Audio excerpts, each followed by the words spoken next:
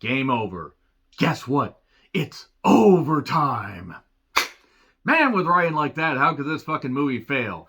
Well, the writing, unfortunately, was one of many, many problems that this film had, as it stumbled and broke every single goddamn appendage and dragged itself across the finish line to diminishing box office returns and a lot of critical disdain and a ton of audience disdain. I'm John Renton with the retro review of Catwoman from 2004.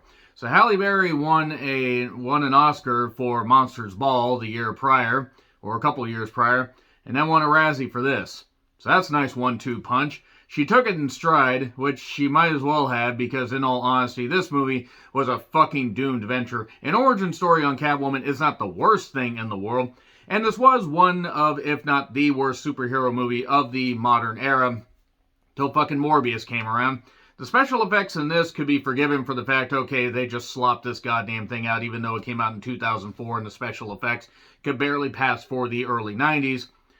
At least it could be excused for like that early to mid 2000s CGI, where they were still trying to figure that shit out. And some people figured it out, like in Terminator 2. Oh wait, Terminator 2 came out in 1991. Also had James Cameron, also had intelligent people behind it. This movie did not. But Morbius, check out my review of that if you want to hear it, but this was basically the precursor to how fucking bad and atrocious and ridiculous Morbius could be. Catwoman is an atrocity and just a fucking abomination on every level. Halle Berry looks fucking tremendous. Still does. Sharon Stone, who is 45 at this point, I would, and still would, in fact, and you would too.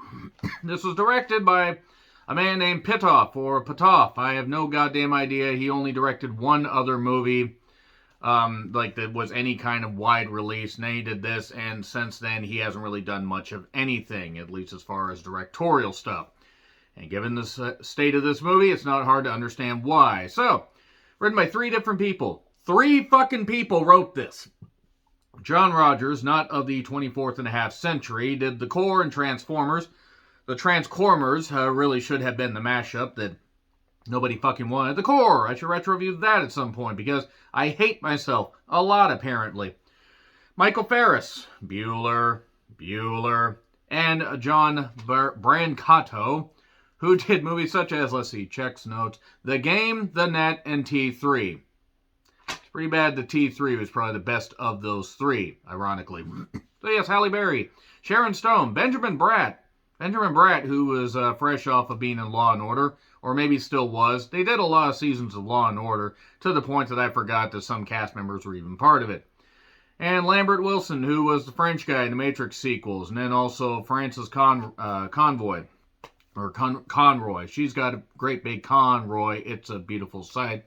If that name sounds familiar but you can't place, well, she was the older maid in American Horror Story, the season 1. She's also been in other seasons of American Horror Story. And Alex Borstein was providing the comic relief in this. I say comic relief because she's funny. This movie just didn't play to her strengths. It played to nobody's strength.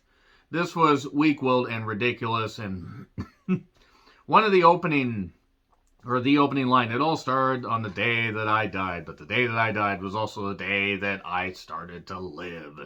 Ha ha ha.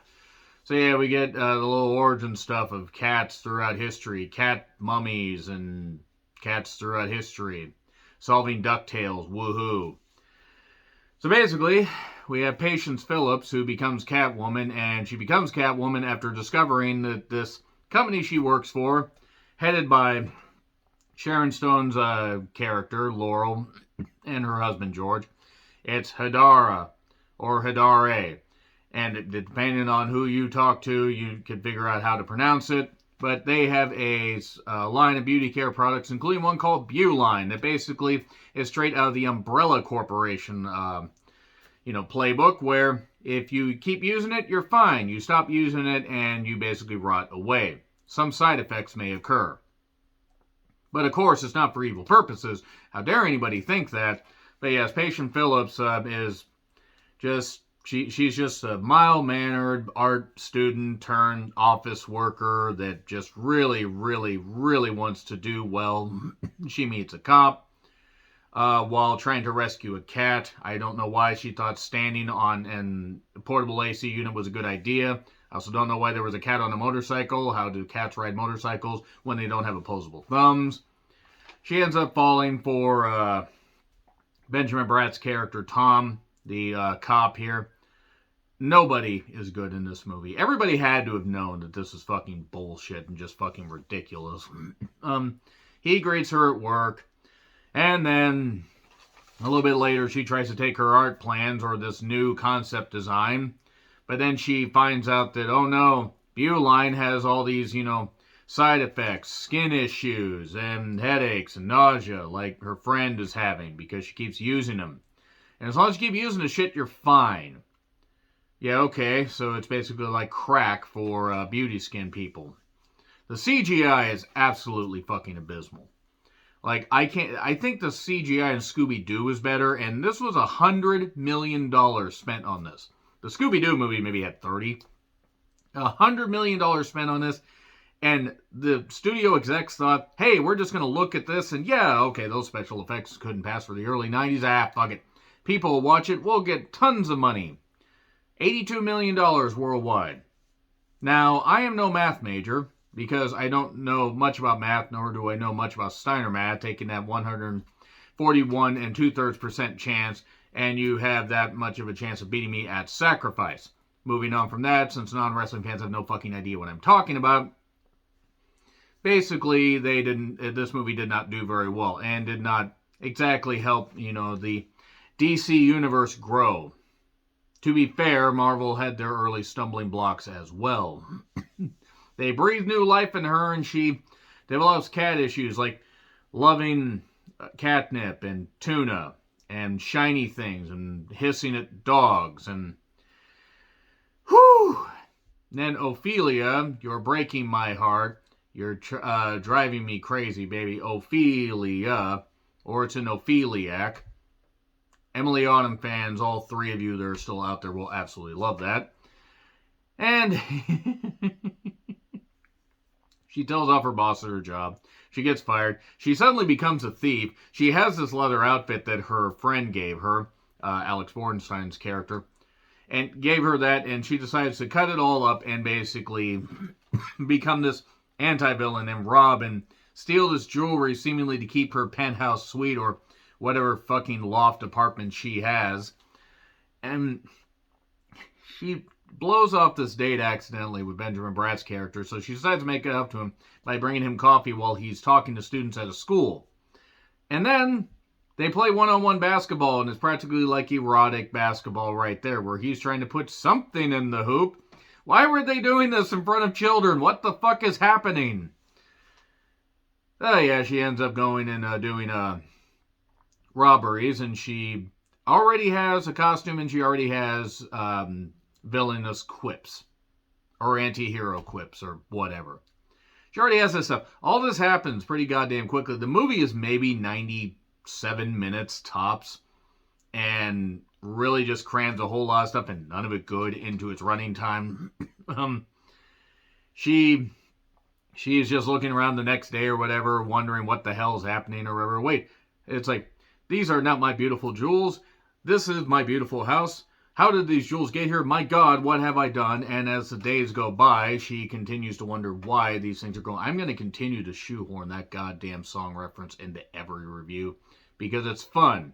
And also it's constantly playing on a loop in my head. And she talks to Ophelia, the Opheliac in me, and says, well, what's going on with me? Well, you died, but you were reborn. It's both a blessing and a curse. You are a Catwoman. Ah!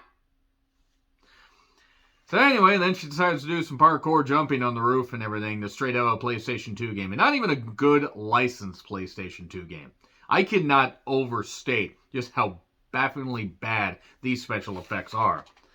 And then she decides to drink, she down cream on camera. Oh, I see. It's okay when they film a woman doing that. Yet when I do that, moving hastily on, she then has a whip. Just gets a whip. Maybe she made it out of loose, stuff she cut off of that outfit. Let's move on to the rest of it. She basically stops the henchman that ended up flushing the pipes to kill her. Cat got your tongue? Because more puns are what we... Here's the thing. Halle Berry was embracing the fact that this was stupid. I will give her credit for that. Sharon Stone was totally fucking checked out at this point. She was just there to do whatever the fuck she wanted to do. She's like, I don't care. Give me my goddamn paycheck. I don't think she was mean, but just look at Sharon Stone. This, compared to even a few years prior, Sharon Stone was fucking just giving up. And Catwoman then basically talks to Laurel, and she says, hey, I'm Laurel. I don't have Hardy. I can hardly contain myself. Boy, that's an old reference that not many people will get. And she says, okay, we'll stop your husband. Then she gets framed for murder, and she gets jailed. But then she breaks out of jail. Then she has to go stop Laurel, who is going to release that Meowleil product. And it turns out if you use it, your face is like marble. Because earlier, her husband tried slapping her and hurt his hand. And that's not referenced for the rest of them until this point. This, so goddamn bad. So fucking incredible. They fight. Well, there's an obvious stunt double because they weren't going to hurt the two main A-list actors that they had. All due respect to Benjamin Bratt. Nothing against him, but he's a good actor. But he wasn't A-list at this point. Maybe never has been. I'm going to stop dumping on Benjamin Bratt and just talk about the fact that Sharon Stone was totally hamming it up and phoning it in. But then she has her against the window and she's piping her. Piping Halle Berry did not... these results did not yield the same that I got on Google. That's all I'm going to say. Always delete your search history. And the whole game over. Guess what? It's overtime. And then she sends her down to the ground, where apparently, I guess, if you fall from a great height, then Meowleil has no effects, even though your face is like marble. And then Patience decides to go off and become Catwoman. Yeah, this movie is goddamn dog shit. Fucking terrible, fucking awful. Some of the worst writing, some of the worst special effects this side of like something where the movie tried to be too ambitious. $100 million for this goddamn thing. I could have understood 40 to 50 million and it looking maybe like this. Okay, you can forget that. 100 million. Whew. Anyway, agree, disagree with what I said. Like, share, subscribe, Twitter handle in the description. I'm John Ritlin. I'll see you soon.